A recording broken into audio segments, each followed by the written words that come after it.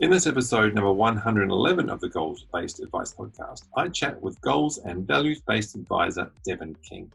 Now, Devan shares with us his journey as a successful advisor before he moved to Australia and the challenges he faced after landing here to find the right role. We cover just how he helps his clients find the true motivators and drivers that lie beneath their goals to help them build a solid financial plan with purpose.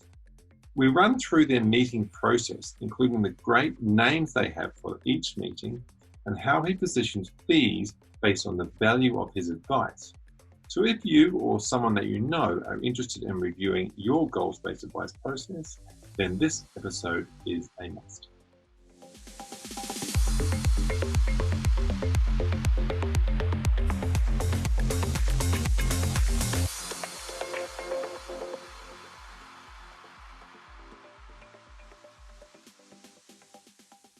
Welcome to the show, Devan.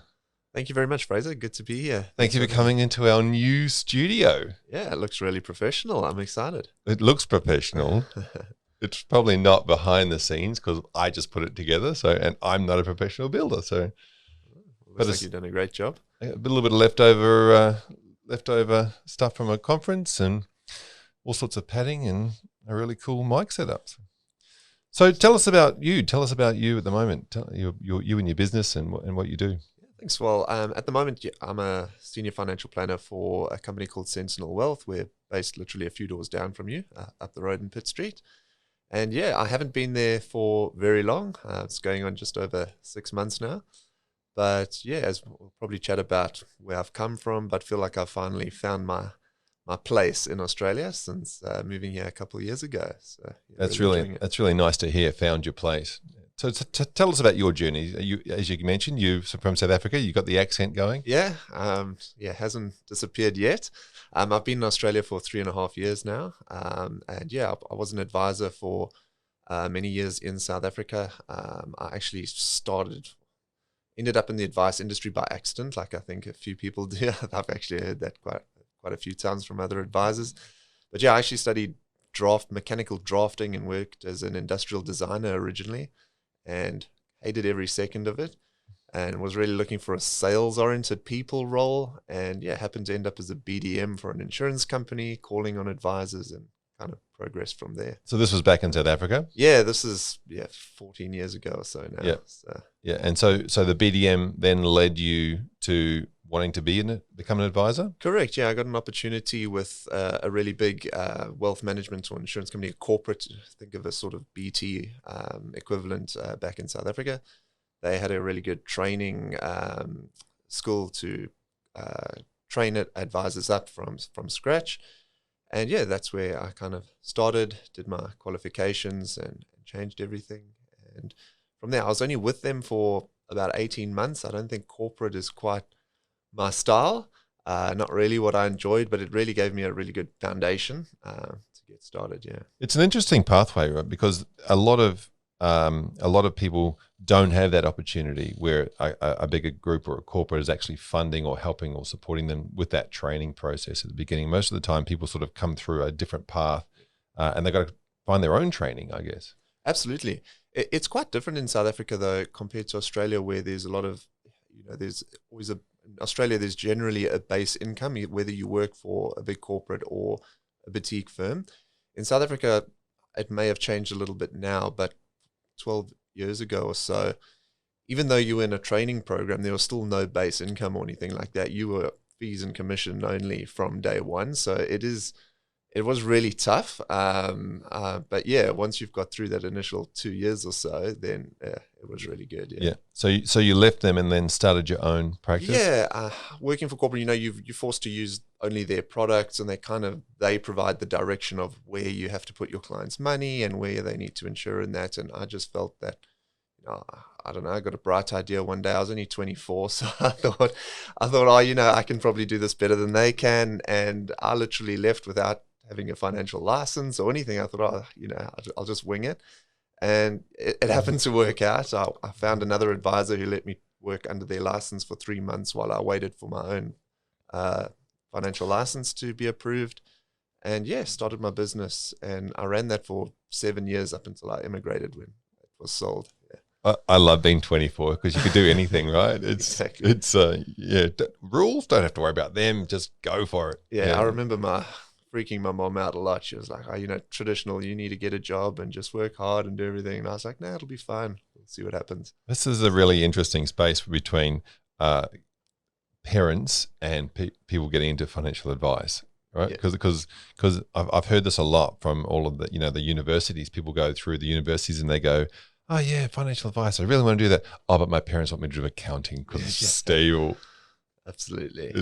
And she'd actually had a bad experience with financial advice in the past, so she was even worse that's what I was doing. Plus I was, doing it all on my own terms too. So yeah. It was fun. So then you moved to Australia. What dragged you over the water? Well, my wife and I think the usual things that South Africans go through, or some of them do.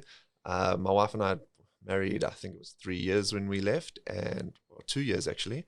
And yeah, we wanted to start a family, and I think we also wanted a bit of a change. We'd both been in Durban, South Africa for over 30 years.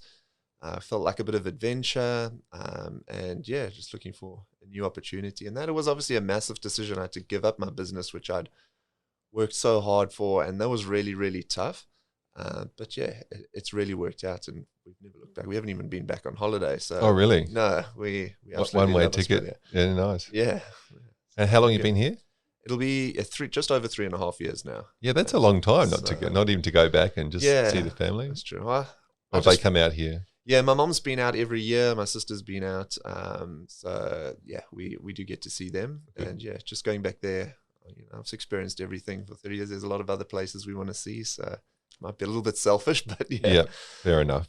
So you landed here. You picked up some, obviously, how did you go with the qualification change? Did you have to do any extra? Yeah, I did my So I had my CFP in South Africa, which I'd done about 2 years prior, which didn't actually count as much as I hoped it would, because I couldn't even register for CFP here because I was on a temporary visa initially, and the FBA aren't registered for international students. So that was a bit of a roadblock.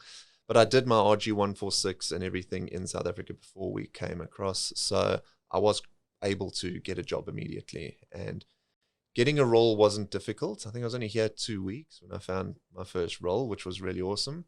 But finding the right role was definitely a massive challenge. I think I only got that right 6 months ago. So yeah, it's definitely been a challenge over the last few years. Fantastic. And tell us about this right role. Tell us about where you are now. I just believe that I felt for a long time that advisors should be offering a lot more value than they traditionally have. And I think that's, in my opinion, that's one of the reasons why there's been a bit of a negative connotation with advisors in the past. And that is, and I've always felt like there was something that we could be doing more, but I wasn't quite sure exactly what it was. And actually in the role, it was opened up a little bit to me in the role prior to the one I'm in now, which was a really awesome company that I worked with. They specialized in millennials and that, and they kind of touched on that, that more holistic side of things, and not just speaking to people about, okay, you want to retire with X and you need an insurance policy, which I found really boring. They were quite a lot broader and getting to really know their clients really well, and that. So that kind of opened my mind a bit, and I really enjoyed it. And then moving to Sentinel, we've got Justin, who started Sentinel. He's got a really, really unique approach to financial planning, and he always has.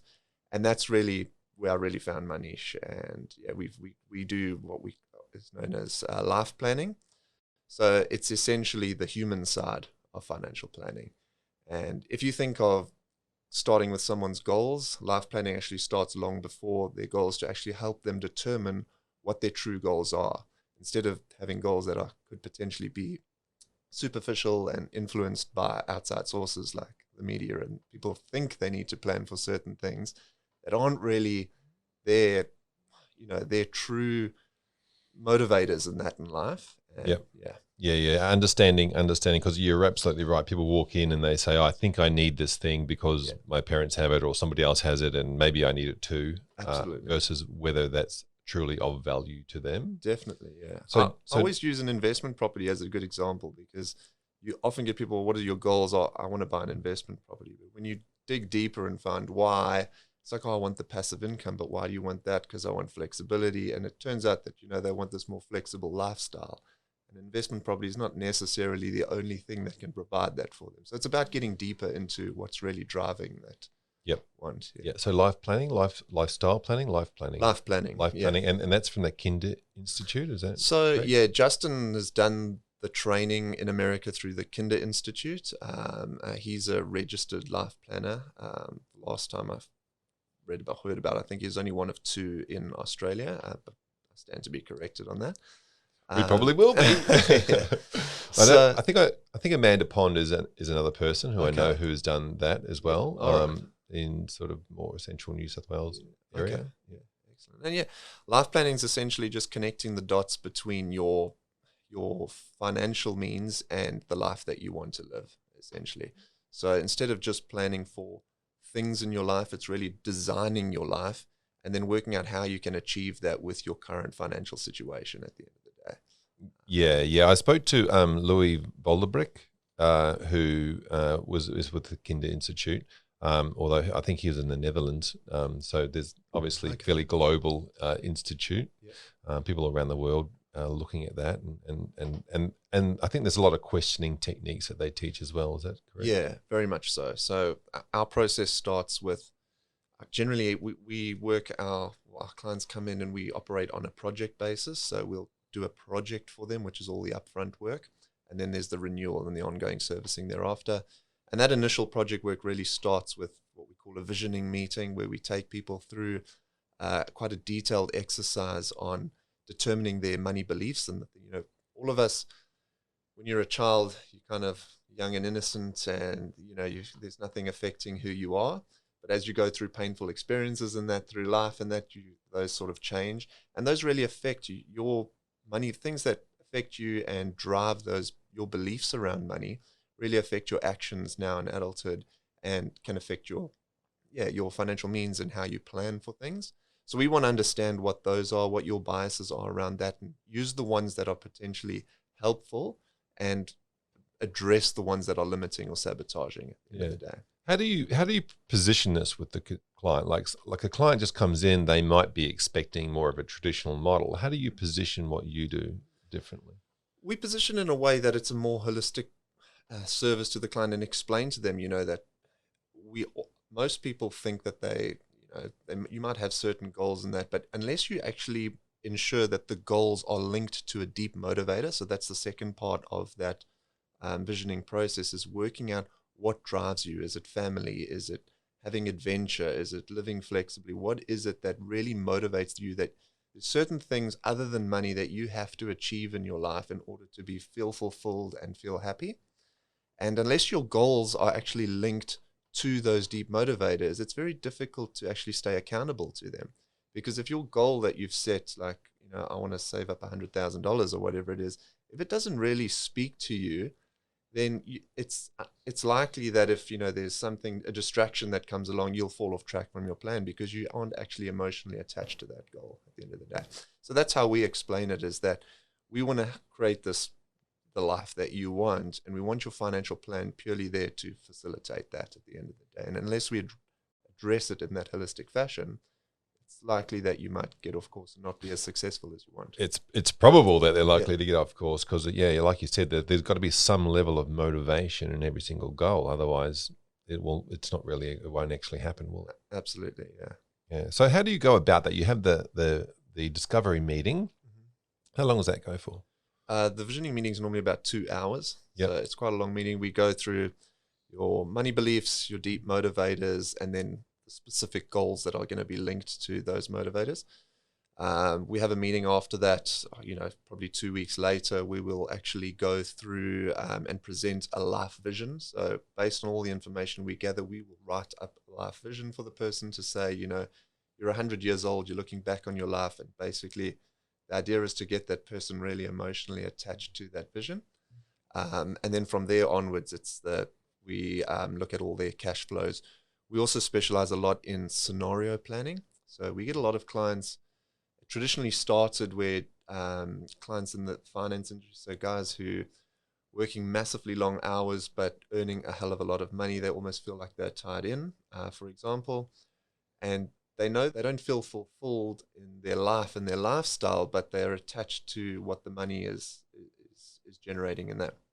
So that started our scenario planning, where we'll actually say, well, okay, well, why would you stay there? Well, because I need the money. Well, do you really? So we'd create a different scenario for each anomaly that might happen in their life going forward, and present those scenarios and say, okay, based on all of these, which one is most ideal to you? And then we'll create their financial plan based on that. Yeah, I love this. I love that co-creation scenario, how you go about that. I want to dig a little bit deeper into this visionary, and I like the word visionary, by the way, because it actually, most people have to create some sort of a visual aspect. I think it's 70% of people are visual in that respect. So you're actually making them visualize it. How do they come up with their goals? Is it through their motivation systems? Is it and I also wanted to touch on some of the, how do you get to that? Is it through their existing blocks and those sort of things? Is it through their behaviors, or is it through them then visualizing the memories of how they brought up? Most of them have a lot of goals already. They do have an idea of what their goals are, and the purpose of the vision is really to just link those so that each goal is linked to the vision. So the vision might bring up, when they've gone through it and they've pictured things, they might realize, okay, so what do we actually need to do to achieve that? So some of the goals they will bring with them, and the others we will actually say, well, in order to achieve this part of your vision, we need to do X, Y, and Z. So it's really a collaboration between us and the client to actually determine what the specific goals and milestones that we need to. Do you have a list of goals that you might suggest or bring up or show, or like other people might have these goals? Or it's not in a sort of a template format, if that's what you mean. No, it's more, it's really personalized, and we'll come up with it on the day. All right. So once we've taken, so all our visioning meetings and that, we also record them, because it's hard to, when you're having a 2-hour meeting and a lot of it's visual and thinking about things and that, sometimes you miss certain things. So we'll obviously take a lot of notes during that meeting, but it's recorded, and I'll generally spend quite a lot of time listening to that recording, and you often pick up on little things people say in conversation that can be translated through. So this is a really interesting part of it. So you record just on some sort of recording, like on your computer? Just on OneNote on. So it's the sound file? Yeah, just a sound file. And then that sound file, do you make that available to them as well? We haven't. We would if they asked for it. Because that can often sort of be an interesting thing. Here's our sound file. We're going to use this to make sure that, and here's your copy of it. So if you can never listen to it, you can go back and listen to all the things we talked about. But it's also probably good from the rest of the staff that weren't in the meeting, if there's power planning to be done, if there's other admin staff want to listen to what their goals are. It's probably absolutely and especially your associate advisor who's doing some of the work as well. They will always listen to that too. Has anyone ever had a drama with you recording it? Not me personally. I'm not sure about anyone else in the office, but most people are really open, and I mean, we're just recording their feelings and their thoughts and that, so it's not really any private information or anything. And you just say, I don't want to miss anything, I'm just going to record it. So I position it in a way that, it allows me to listen much better to you. If I'm, thinking about taking notes and making sure I don't miss anything, I'm potentially not listening properly. So this way I can just write down the main points, and most of my notes come from me listening to it afterwards. So the person's going to get a much better service from me. Fantastic. Okay, so you've been through the visionary meeting. You come back to them and present, then look at some different scenario planning. So you go, look, if you did this, you'll be that. If you did that, what is it that you want to do? So that we present their vision statement to them, and we go through their money beliefs and everything in the second meeting. And then from there, we'll have created their base scenario. So basically, if nothing changes in your life, this is what your cash flow looks like for the next 50 years. Okay, assuming the assumptions you've given us in terms of income and expenses and whatever it is. We'll say, but now that's your base scenario. That's if nothing changes in your life. What are some other scenarios that you would like to potentially examine going forward in that? And then that's where we'll come up with a list of different scenarios, which we'll build out for. Wow. Yeah, fantastic. So as I said before, you're co-creating that advice with them. So it's their plan. It's not just your strategies on top of what you're telling them what they should be doing. And that's actually a really good point as well that I wasn't clear on mentioning, is generally, we're actually creating the plan as we go through the different meetings, so that actually by the time we have the final meeting to present our SOA, or what we call your financial life plan, the client already knows what all the strategies are because we've discussed them all along, and it's really just the formality of saying, here's it all in one document. Yeah, now this is a big piece for me because obviously we've got we're now under the Pasir code scenario. To me, the big sleeper in the code is this understanding of the advice, and if you just sort of presented with an SOA, it's really hard to understand it. But by bringing them along on this journey, they get to the SOA, they understand everything in it. Yeah, absolutely, and it makes that meeting much more engaging in that as well. They understand everything a lot better because it's not the first time they're hearing certain terms and that as well. So yeah, fantastic. And so that's tell me again that meeting. That the first one's 2 hours, then you've got your strategic pathways, which we call it. The second one is generally about an hour and a half. Yep. And then your plan presentation is generally about an hour and a half as well. That's most of my meetings or my client path is normally 3 meetings. With super complicated clients, we do have up to 5 meetings sometimes. With people who have very complicated portfolios. So it's a fairly intense process, I guess, compared to the old world, not Absolutely. Traditional model.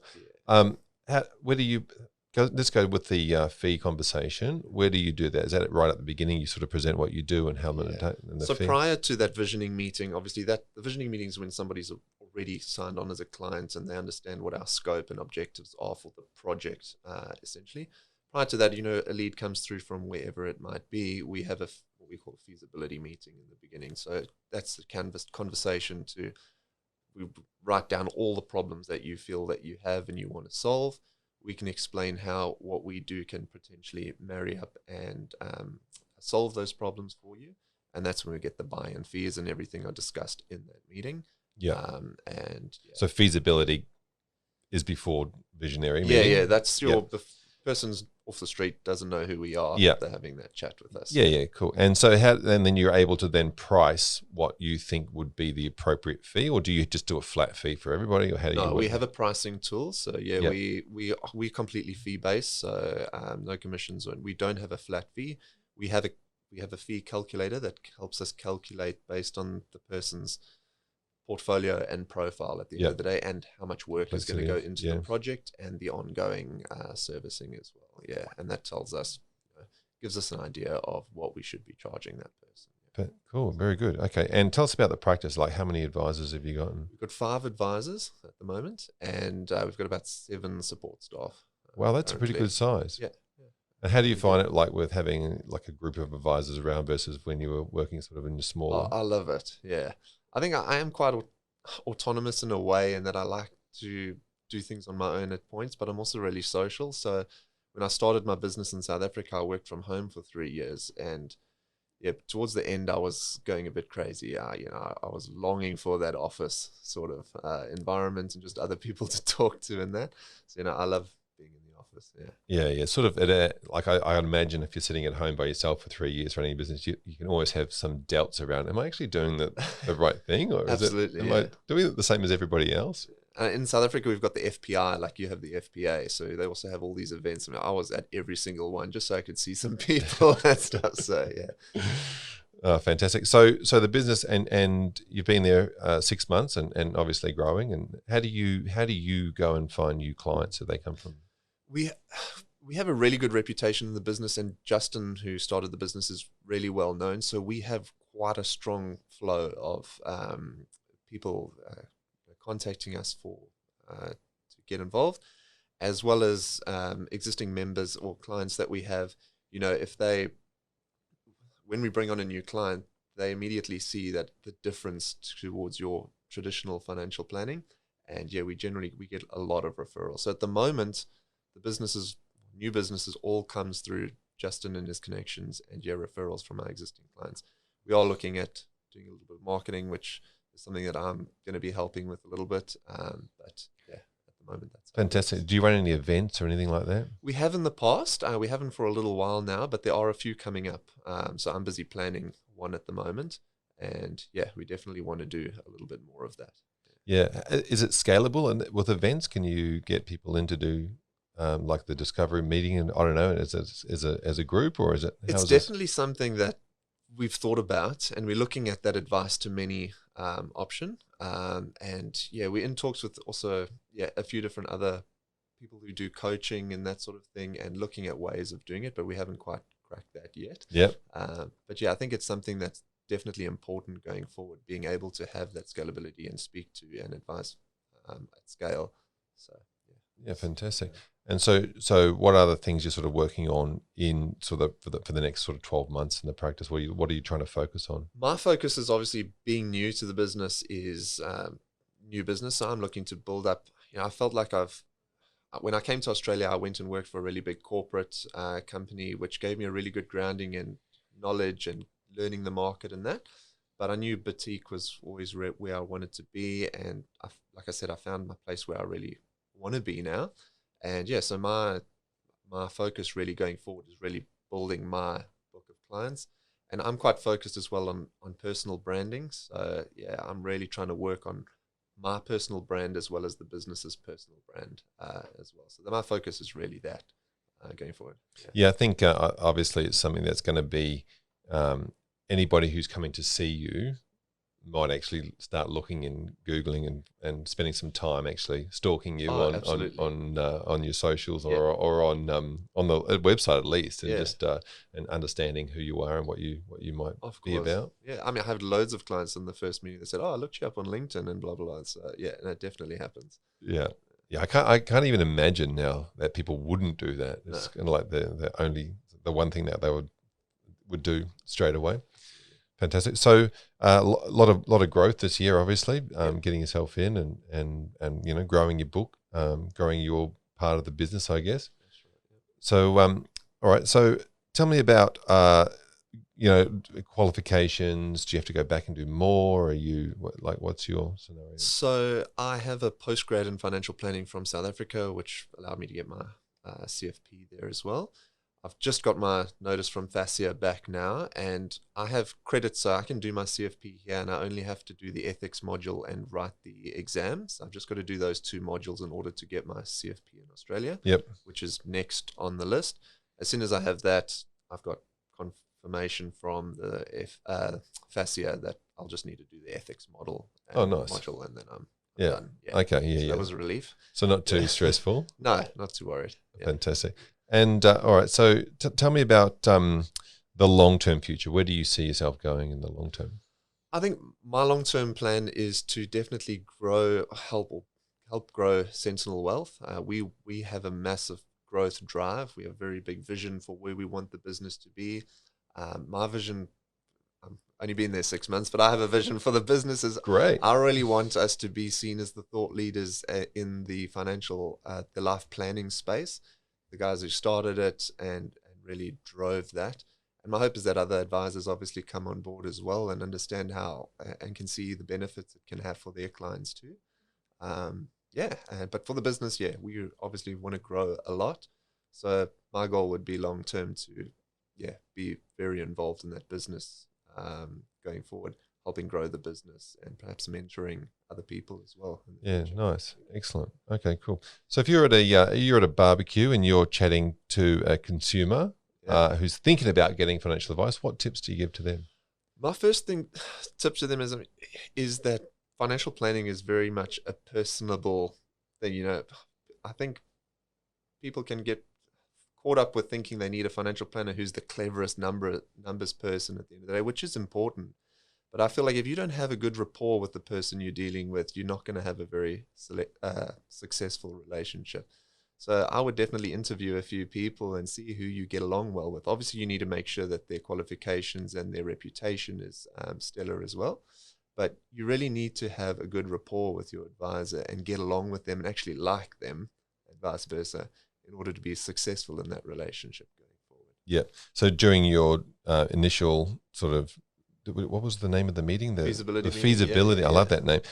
So during that initial meeting, you sort of treat that as the interview? Absolutely, yeah. It's very important that, we feel we can work with the client well, and that, we want to be able to add value, and we will definitely, if we feel that they're not a good fit and we can't really add much value to them, we probably won't work with them. Yeah, fair enough. And it's important, we're expecting the same from them too. They need to, we actually have a questionnaire that we have in our business, because there's 5 advisors, if there's someone we're not too sure about, we'll actually have them complete that. And then we'll actually say, look, this advisor is probably the most suited to you and your profile and that. And then, they might have a meeting with that person as well. And okay, so if they had certain hobbies or interests or passions that one of the advisors have, you can match that way. And you have some advisors who are very detail oriented. You love to get very deep into the detail. I'm more of the high level. I mean, it's important to be detailed in your financial plan, but I like to operate on more the conversation, human side of things. Whereas some of the other advisors in the practice, I love to speak about the very deep detail, and someone else might relate more to that. So it's important they deal with. So all the engineers end up with those advisors. Possibly, yeah. That's really good. That's great from a practice point of view to be able to say, well, if I don't really gel in a communication way with this client, maybe this person's a better communicator with that client. Absolutely. And part of our risk profiling tool is a questionnaire that explains the person's financial personality too, and their communication style. So, it comes back with a whole bunch of answers in different areas. So it tells us how that person likes to be communicated with and spoken to. And that gives us a really good idea of who they are. And do you find that's really valuable? I actually find that really valuable. Did you find that really valuable? And it's scarily accurate. I mean, when I first started, I did one on myself, and I was like, wow. And I've had a number of clients who have done it and be like, well, it's like the person knows me. There's a little video that comes up afterwards and tells you about yourself. And it's pretty interesting. I've spoken to a couple of advisors who do that, but personality, but the behavioral science type, what sort of a person are you? Almost like they're going for a job interview with their clients, and they say, and for that exact reason, we need to know who's the best person and who's best communicates with. Yeah, I think it's great. I think that sort of thing will come in a lot more into advice rather than just the standard, what's your financial information questions, what's your personality questions are going to come in a great deal. Tell me about advisors. What tips would you give to advisors 2020, what to focus on, what do they need to be working on 2020 and beyond? Well, I'm very pro fee-based advice, obviously. I think Justin, who started the business, even had his business in South Africa. He's also South African, funnily enough. And that was back in the 90s was fee-based. And even when I left South Africa, it was fee-based was not a thing really at all. So it's just something that's really resonated with me. I think if financial planning wants to be seen as a professional service, that's something that needs to be addressed quite well. And I would say rather than fighting that, is go with it and work out how you're actually going to do it. I think that's really important. And then just focus on, my biggest thing is to focus on value. I think a lot of people get caught up on it's difficult to charge a fee, but I find it's only difficult if you can't prove the value that you're going to offer that person. So I specialize a lot in younger people. So my target range is kind of clients from 25 to 45. I have a lot of clients in their late 40s and early 50s, but not really much older than that. But your younger people think that young people won't pay for advice, but they do. As long as you can position your advice in a way that they can really see how they're going to get value from it, it's generally not a problem. Yeah, that's my thing. Is if you focus on value, fees don't really become an issue. Tell me about when you first started charging fees. Yeah. Was that were you, I don't know, crapping yourself? Not really. No. And it actually takes off quite quickly. I mean, I started probably in my business in South Africa about 3 years, so 4 years into the business, 3 years before I moved to Australia. And the business I actually made more money in that year than I did previously, because people resonated when you position it in a way that, I actually brought on more clients and people really understood that, this is totally unbiased and, we're doing everything. I don't care what product you go into. We're all about the advice in that. So it was a little bit scary, but I kind of enjoyed it. I mean, I kind of like diving headfirst into things and seeing what happens. Outside the comfort zone is great. Yeah, that's why you're on a podcast now, because it's outside your comfort zone. Just on that fee conversation, how does that work with you with risk insurance? Do you rebate that back to the client? How do you actually work with risk insurance? So for risk insurance, if it's a new policy that we are recommending, it'll be stripped of the fees, so that we won't charge any commission. So when you do your quote or whatever, it's taken out. So there's no commission attached to it. It saves the client about 30% in premium. Yep. If they've got existing cover And, obviously we do an analysis on whether it should be replaced or not. If it's not, and that's the best thing that they have. And the insurance company won't allow us to actually remove it, which most of them won't. It's rebated to the clients. Yeah. It's a bit of an admin burden, but yeah, it is what it is. Okay. So that's a credit then to their account. Yeah. We'll offset it. From yeah. Because the actual payment's a little bit difficult, isn't it? So, okay. So we've received this money as fees on your behalf already. Correct. And now, fair enough. Now tell me, if you could go back in time and have a do-over, where would you go? What would you say to yourself? What tips would you give to yourself? So I would have started in the wealth side of things a lot earlier than I did. I think when I started my business originally, the quickest way to generate an income is to focus on life insurance, which had the upfront commissions and that sort of thing, which it wasn't really what I loved doing, but I knew I had to build this business and I had to pay the bills at the same time. So I really focused on that.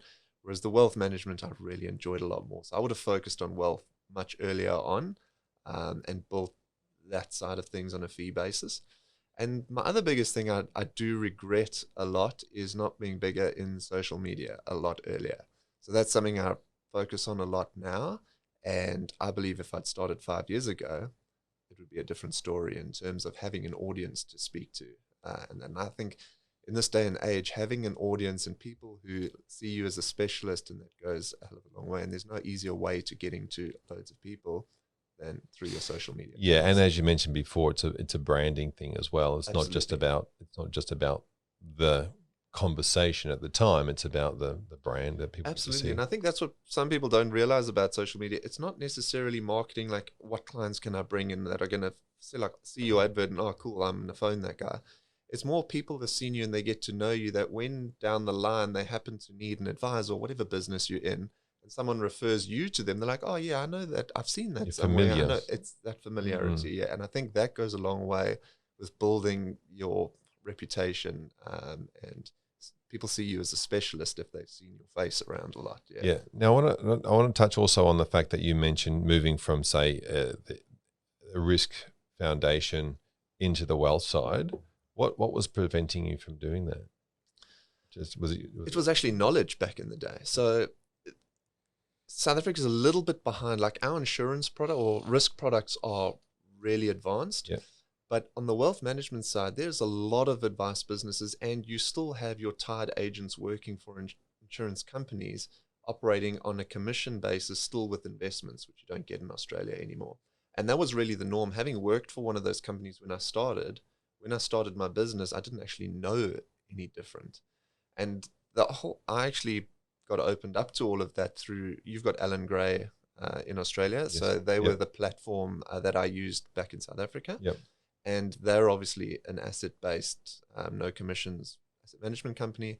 And they were the first time I'd heard of that, oh, you don't actually have to do that. So, I mean, that was probably a year into having my business. So I almost feel bad sometimes that I was like doing advice but I didn't know any different, in year one. And that's what opened me up to that. But that's a really good point, right? When you first start out, you only know what you know, and you think it's a lot. But every year you go and you know more and more. You look back and go, oh, well, maybe I didn't know that much back then. Absolutely, but you've still got to back yourself for what you know. And you'll probably look back 10 years from now going, well, I didn't really know much. But anyway, yeah, fantastic. Well, thank you so much for coming and sharing. If somebody wants to continue this conversation, how can they get hold of you? What's the best way? I've got my own website, so devanking.co. That's Devan with an ADVAN. My LinkedIn, obviously, I'm very active on my LinkedIn account. It's just Devan King. Yep. And my Instagram account's Devan J King. Devan J King. So any of those. Fantastic. Thank you so much for coming on. I really, really appreciate the conversation, and I'm sure people will get a lot out of it. Thanks so much. It was lovely to chat to you. Thanks. If you haven't already, I'd love you to subscribe to the podcast on your podcast platform of choice. And to continue the conversation, head over to our social media channels. We'll catch you next time.